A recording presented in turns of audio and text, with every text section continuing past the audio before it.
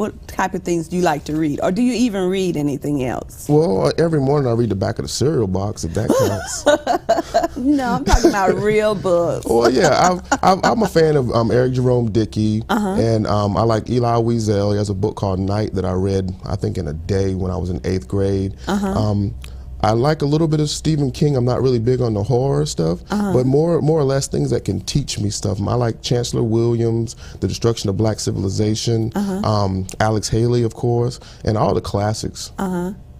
So tell us just a little bit about the books that you already have out there right now. Okay, well, I have a 7-book series called The Cathedral, and the first book is called Beyond Beautiful Circles, and it's about the main character. His name is Bailey Coleman.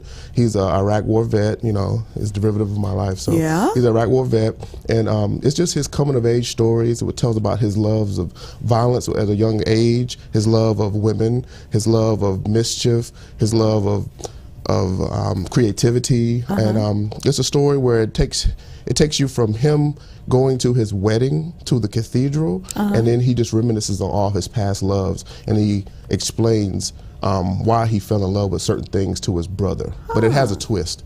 It has a twist. Yes, ma'am. So they have to get the book. Yes.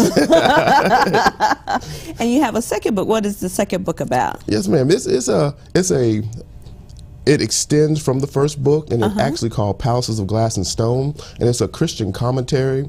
It's a critique, actually, of the different types of churches that we have seen come out of Christianity and our faith. So it's a more saccharine book, and it has a lot of scripture in it, but it also is a relatable story that most people could say, oh, I've been to a church like that. It's about mega churches. It's about small, quaint country churches. It's about weddings and why they're put in churches. And it's also about the different types of people that we meet in churches.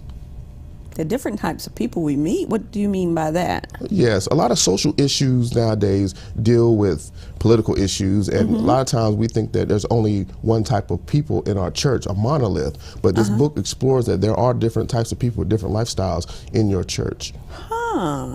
So I wonder if the churches have picked up on that book to share it with their members. Do you know? Well, my grandmother passed about 2 years ago, and my home church is White Cross AME Zion in Alamance County. And the cover art for my book is the stages of the church that we went to our whole lives. So that book, I sent it to the pastor anonymously because I knew they would recognize the art on the front. I haven't got a response yet, but hopefully soon.